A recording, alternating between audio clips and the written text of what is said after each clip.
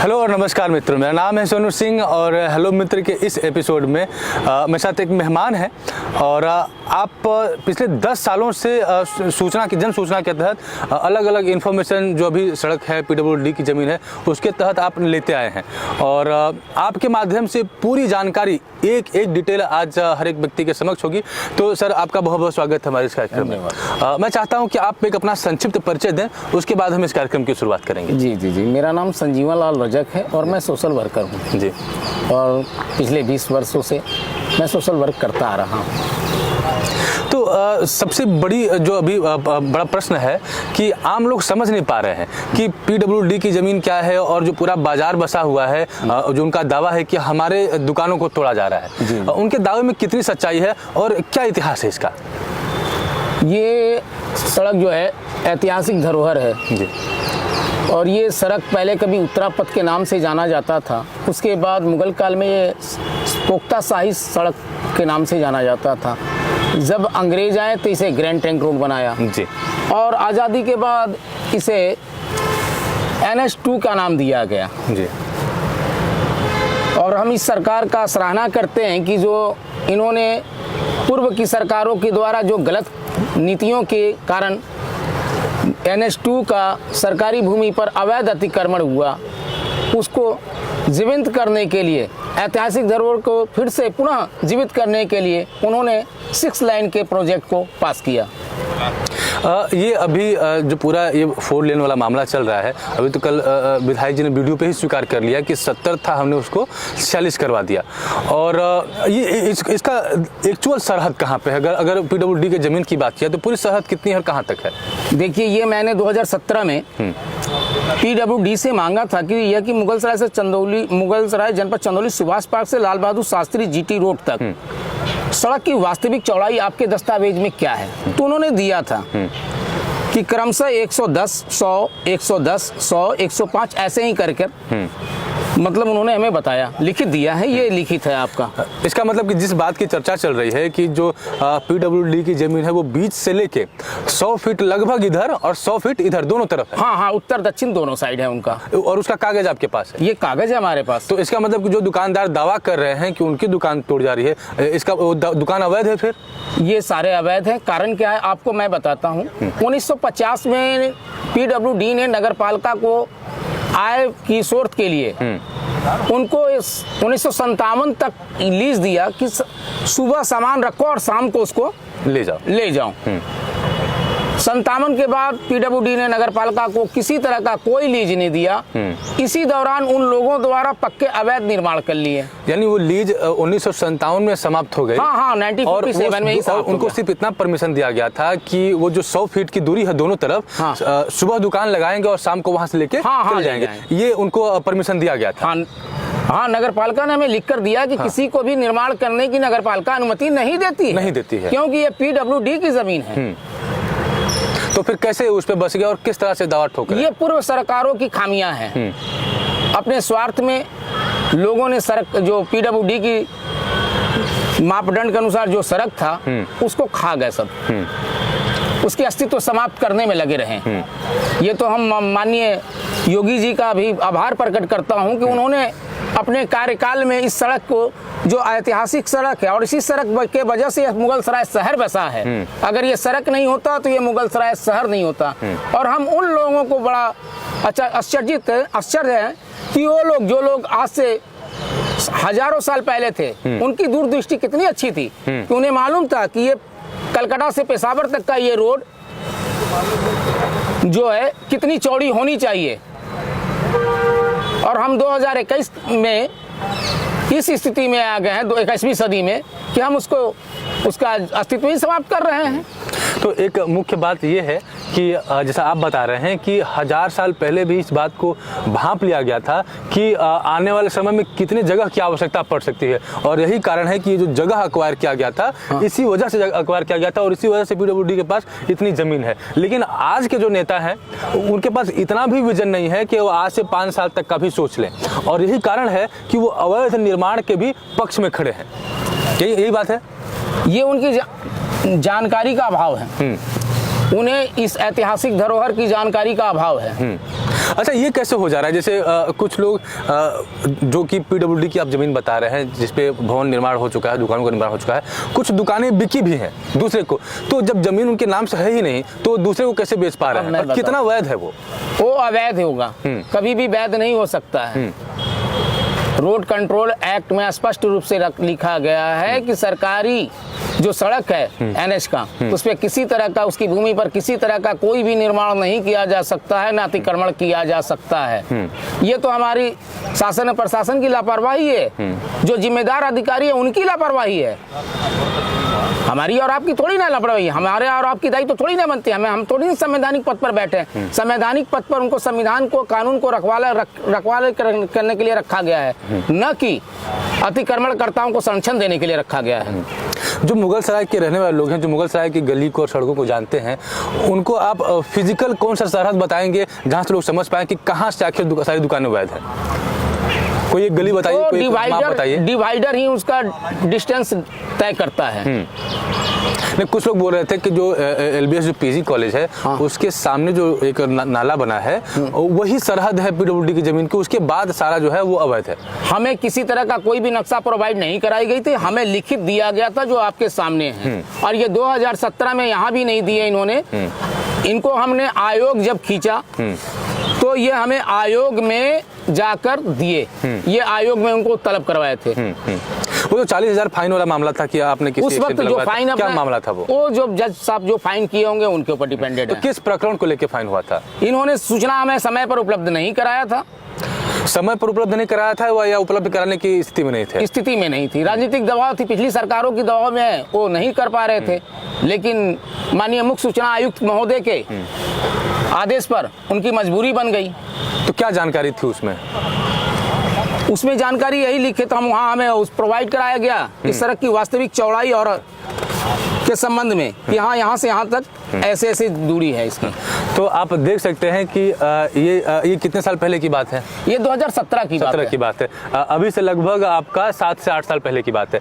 तो एक्सचेंज महोदय के पास आप सूचना मांगने के लिए गए थे और आपने पूरा प्रयास भी किया था, लेकिन सूचना उनको नहीं दी गई, और जब आप कोर्ट में पहुंचे तो कोर्ट के दबाव, आयोग में पहुंचे तो आयोग के दबाव के बाद सूचना आपके पास आई, वो भी फाइन लगा जो है एक्सचेंज के ऊपर। और वही काम आज के जो कुछ लोग हैं जो सड़क के पक्ष में हैं चौड़ीकरण के, वो कभी इस ऑफिस कभी उस ऑफिस भटक रहे हैं, और उनको सीधा एक बात बताया जा रहा है कि सड़क पास ही इतनी हुई है, जबकि जो वीडियो है उसमें माननीय विधायक जी ने खुद इस बात को स्वीकारा है कि एक्चुअल जो उसकी जो चौड़ाई थी वो 70 फीट थी, उसको 46 फीट कराया गया है। अब सबसे बड़ा प्रश्न यह है कि जो अभी वर्तमान सड़क है, अगर आप उसको देखेंगे तो कोई छोटा मोटा भी त्यौहार हो, जैसे ज्योतिया हो गया, तीज हो गया, या फिर जो छठ होता है उसका त्यौहार हो गया, या सोमवारी का ही बाजार लगता है, उस दिन मार्केट इस तरह से भरा पड़ा रहता है कि पैदल आना जाना दुश्वार हो जाता है, और क्राउड दिन पर दिन बढ़ता जा रहा है। जो पहले की रोड बनी थी उसमें 8 फीट का आपका जो है फुटपाथ है, जो कि अभी आज तक जनता को वो अवेलेबल नहीं हो पाया, उस पर भी अतिक्रमण है, कहीं दुकान वाले अपना ठेला लगवा देते हैं, कहीं कुछ लगवा लेते हैं, मतलब अभी तक जो जनता है वो रोड पर चलने के लिए मजबूर होती है। लेकिन जैसे ही वो 4 लेन हो जाएगा तो उसकी स्पीड भी बढ़ जाएगी, और अभी वर्तमान में भीड़ तो बढ़ी है, लेकिन पहले 8 फीट फुटपाथ था, और जब अभी भीड़ बढ़ चुकी है तो फुटपाथ की चौड़ाई को घटाकर मात्र 2.5 फीट कर दिया गया है। कोई सर्विस लेन नहीं है, और सीधा सीधा ये बात बताया जा रहा है कि जो 4 लेन का रूल होता है उसमें सर्विस लेन नहीं होती है। जब 4 लेन में सर्विस रोड नहीं होता है तो महोदय उसको फिर घटाया क्यों गया? उसको 4 लेन की क्राइटेरिया पे ही रहने दिया गया होता, और अगर 4 लेन जो घटा दिया गया तो कम से कम जो बाजार में जो पैदल यात्री आ रहे हैं, जा रहे हैं, अगर उनको फुटपाथ नहीं दिया जाएगा, उनको सर्विस रोड नहीं दिया जाएगा, तो मजबूरन वो रोड पे चलेंगे, और रोड पे चलेंगे तो आए दिन दुर्घटनाएं होंगी। क्या इस चीज को भापा नहीं गया, इस चीज को समझा नहीं गया? और जब कोई भी योजना बनती है तो उस पर हर चीज को हर तरीके से, हर एंगल से देखा जाता है कि कहीं ऐसा तो ना हो कि एक व्यक्ति के हित के साथ खड़े होने के चक्कर में बहुत बड़ी आबादी के साथ अहित हो जाए। तो मेरा भी यही आग्रह है कि ये जो पूरा मामला है, कोई ऐसा नहीं है कि जो इस सड़क के दोनों तरफ 110 फीट की बात की जा रही है, या किसी भी दुकानदार का जो 110 फीट की जद में आता है उनकी प्रॉपर्टी कहीं से भी वैध नहीं है। कोई कितना भी छाती पीटे, कोई कितना भी चिल्लाए, उनकी प्रॉपर्टी वैध नहीं है और इसका कागज यहाँ पे है। आप 20 साल से उसके ऊपर लगे हुए हैं। तो इस कंफ्यूजन में कोई ना रहे कि जो दुकानदार 110 फीट की या 100 फीट की जद में आ रहे हैं, जो उसके अंडर आ रहे हैं, वो किसी तरह से उनकी प्रॉपर्टी वैध है। और सबसे बड़ा प्रश्न ये है कि अगर 10 लोग या 20 लोग जो है अगर टीम बना के वो अपनी प्रॉपर्टी को बचाने की कोशिश कर रहे हैं, तो अगर वो इलीगल है तो कहीं से वो लीगल नहीं हो जाएगा। अगर आप अपने प्रदेश को देखेंगे या चंदौली को ही देखेंगे तो वहाँ पे ऐसे बहुत सारे आपको भू माफिया मिलेंगे, बहुत सारे ऐसे हैं जो स्मगलर मिलेंगे और उनकी संख्या इनसे भी कहीं ज़्यादा है। लेकिन अगर आपका घर चलता है, आपका परिवार से चलता है, वो लीगल भी होना चाहिए, वो पॉसिबल भी होना चाहिए। ये नहीं कि इलीगल है लेकिन आपका परिवार चलता है इसीलिए आपके ऊपर कृपा करनी चाहिए। तो ये पूरा प्रकरण है। कुछ और बात है जो आप अपने रखना चाहते हैं?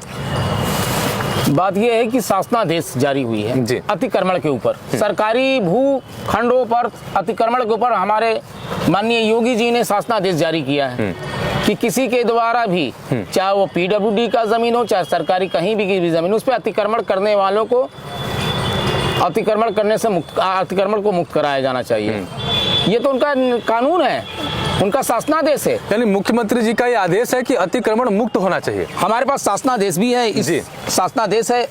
इसके लिए एंटी भू माफिया टीम गठित की गई थी जी। मैं आपको शासनादेश की कॉपी दे रहा हूँ। जैसा कि आप देख पा रहे हैं कि हमारे जो आज के मेहमान हैं वो 20 वर्षों का रिकॉर्ड इनके पास पूरा पड़ा हुआ है, हर एक एविडेंस के साथ वो यहाँ पर बैठे। हमारे पास 1950 का भी रिकॉर्ड है जी। ये आपका एंटी भू माफिया टास्क फोर्स स्थापित किया गया था सरकारी भूमियों से अवैध अतिक्रमण हटाने के लिए, जिसमें जिले स्तर से लेकर मंडल तक सारे अधिकारियों को यह आदेश जारी की गई थी कि कहीं भी सड़क या कहीं भी सरकारी संपत्ति पर भूखंडों पर अवैध अतिक्रमण होता है तो उसे तत्काल उसे खाली करवाया जाए। तो कई बार आरोप ये भी लगाया जाता है कि फला व्यक्ति जो है वो इसलिए ये सब कागज पत्र दिखा रहे हैं कि उनको पैसे की उगाही करनी है, वो पैसे के इंतजार में। तो कहीं ऐसा तो नहीं कि पैसे के इंतजार में आप या किसी दबाव से आप पीछे भी हट जाएंगे अपनी लड़ाई? हमारा इतिहास गवाह है कि आज तक कोई एक व्यक्ति नहीं कह सकता इस मुगल सराय के अंदर कि हमने किसी से 10 रुपया लिया होगा इस मसले पर। तो मतलब ये आपकी निजी लड़ाई है?